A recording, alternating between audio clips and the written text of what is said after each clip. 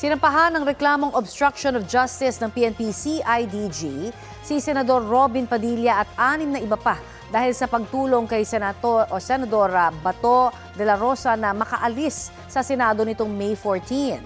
Balitang hatid ni Mariz Umali.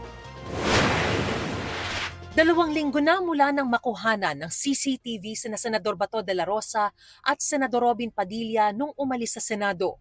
Ang makakuha ng CCTV ang naging basehan ng PNP-CIDG sa inirefer nitong reklamong obstruction of justice sa Department of Justice. Pangunahin sa kanilang inirerekomendang kasuhan ay si Senador Robin Padilla. Kinumpirma ni Prosecutor General Richard Fadulion na nakuha na nila ang reklamo ng CIDG bago mag-alas 5 ng hapon. Ayon sa CIDG, kabilang din sa pinakakasuhan ang babaeng security officer ni Padilla na nakunan din sa CCTV. Hindi po yun incidental. It's not a mere hitch ride.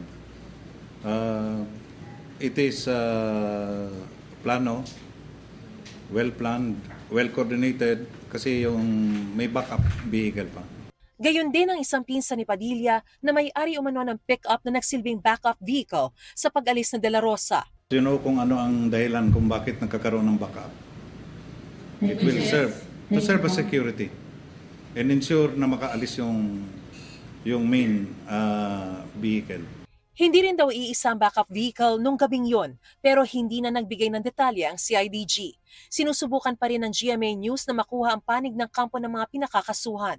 Ayon sa source ng GMA News, 7 personalidad ang pinakakasuhan ng CIDG, kabilang ang isang babaeng staff ni Padilla, isang kaanak ng senador, at 4 na John at Jane Doe.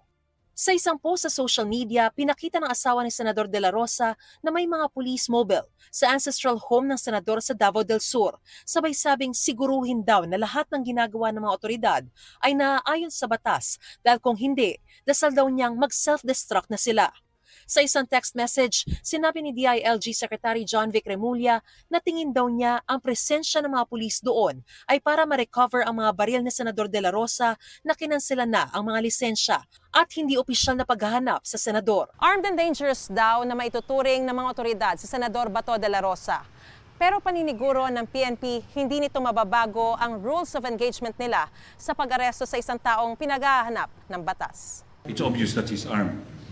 117. But it does not change that the PNP will seek all peaceful means of apprehending Senator Bato de la Rosa. What will change if he ever will be considered as armed and dangerous is yung ating preparedness, tactical preparedness, as well as the number of personnel that will be deployed in apprehending Senator Bato de la Rosa. Ayon sa PNP Regional Office 11, na-serve na ang order of revocation para sa mga baril ni De La Rosa.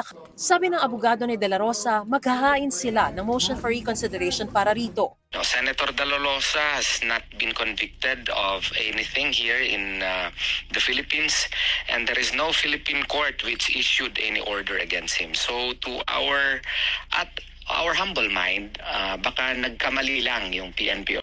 Mariz Umali, nagbabalita para sa GMA News.